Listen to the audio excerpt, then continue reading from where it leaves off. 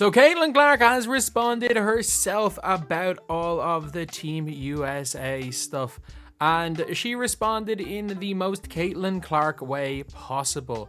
Which by that I mean the literal perfect PR response. Like whoever is giving Caitlin Clark PR training needs to be needs a huge raise, because it is the best responses possible. But her coach let it slip what the actual response was. So anyway, before we get on, if you guys are new to the channel, subscribe. Trying to 7,000 subscribers as soon as possible. And lads, we are currently somewhat on track to doing that. If we could hit that, that would be absolutely incredible, lads. So anyway, now let's get on to the video. So Caitlin Clark's response, talking about not getting picked for the Olympic team. She basically said all the right things. Talking about how it was touch and go whether she was going to make it or not. They called her in advance, and praising the players that made the team, said she's going to support them anyway. And then when she was asked later on if she would take a late call up if somebody was injured, which, let's be real, it's Chelsea Gray. Chelsea Gray's hurt. And she basically said, yeah, that it would be a good opportunity, that she would take the call. And also said, when she was asked about getting the month off, she was like, yeah, the month off will be great. And also said it'd be great to get a call. So she obviously gave the best possible response PR-wise, but Christy Sides let it slip what her actual response was. According to Christy Sides, the coach, Caitlin Clark has said, hey coach, they woke a monster. And that is what you want to see. That is what you want to see. And I don't care who you are.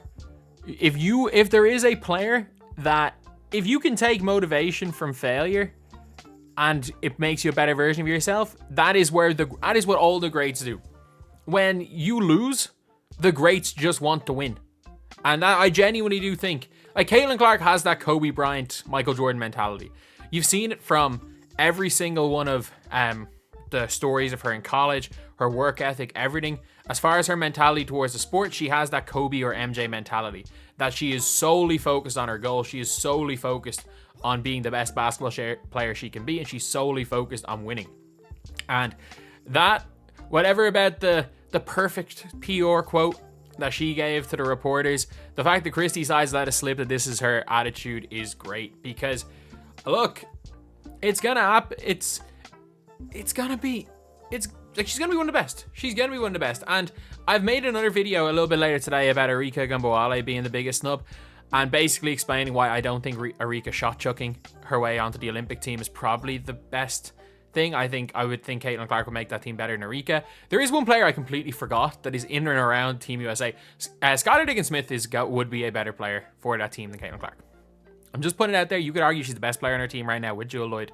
I think Skylar Diggins-Smith, because of her shooting, because of the fact that she's a good passer, she's not going to ruffle any feathers. She's been there before. Like, if they want to bring out the best team possible, it's not Arika.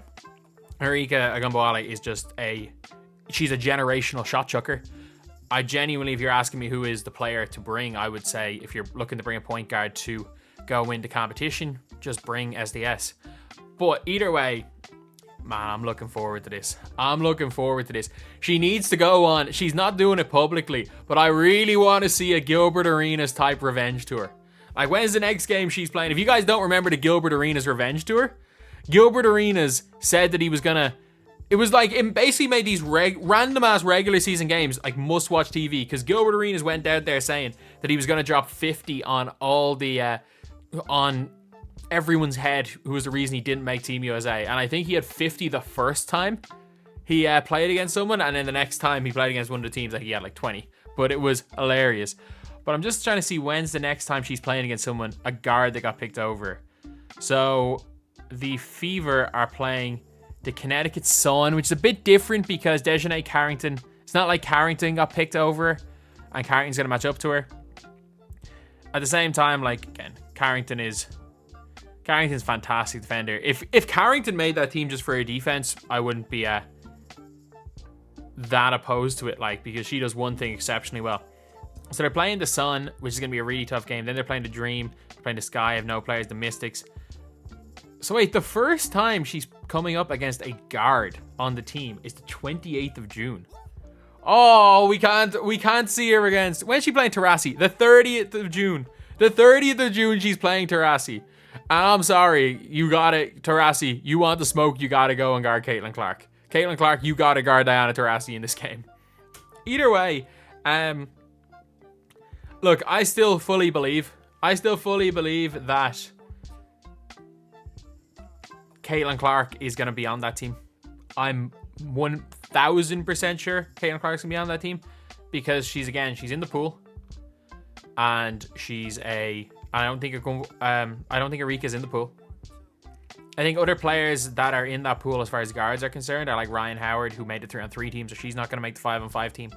And Ariel Atkins, there's no reason, like as good as Ariel Atkins is on defense, I would still take Caitlin Clark over 10 times out of 10 because teams, as great as defense is, offense means more than defense in the sport of basketball.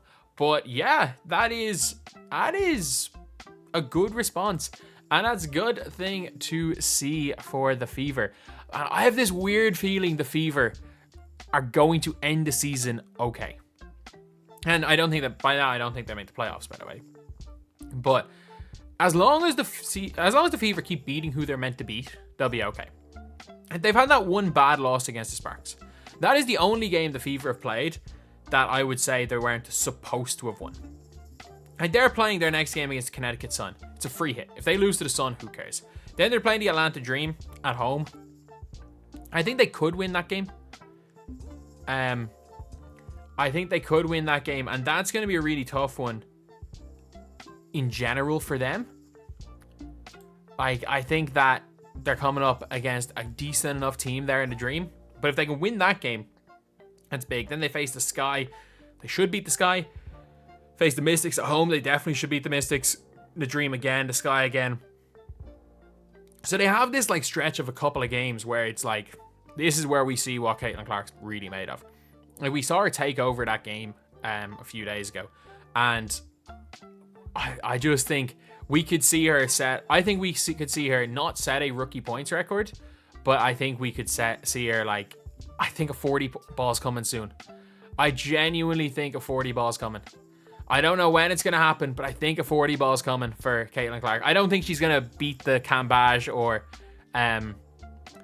like Asia Wilson record of 53 anytime soon. I don't think she's going to beat their record this year. I don't think she's going to beat it in the next couple of years. I think a 40 ball's coming this season. I really, really do.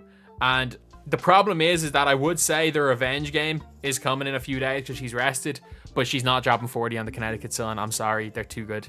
Carrington is too good a defender. They're too good a team. She's not dropping 40 on them. Like, if they were to face the Mystics again, or heck, even if they were to face the Sky, I don't think the Sky have, like, any answer for her at all, to be honest. She just missed shots the last time. I don't think they have much of an answer for her. So I think the revenge game's coming. Just obviously, I don't think it'll be against the Sun. So anyway, yeah, that is the video. That is the response. And obviously, Caitlin Clark with the perfect PR response and the coach saying what she actually said to her. I am not going to lie. Like, she is hyper competitive. She is, like, all the stories. She is a Kobe MJ competitor. And you just know with those type of people that being left off a team like this, it's only going to go one way, and it's only going to motivate them to make sure as hell they don't ever get left off another team they want to make again. But anyway, that is the video. Is this going to be the last Caitlin Clark Olympic video I make? No, because I'm making an Eureka one later today that's already recorded, and just this one's up first because I've just read it. But yeah, it's definitely not going to be the last one because people want to watch them, and I'm going to make videos that people want to watch. Unfortunately, as YouTube is my job and this channel is currently my main focus right now, gotta make videos people want to watch. So if you're sick of Caitlin Clark stuff, I'm sorry, there's a lot of people that aren't.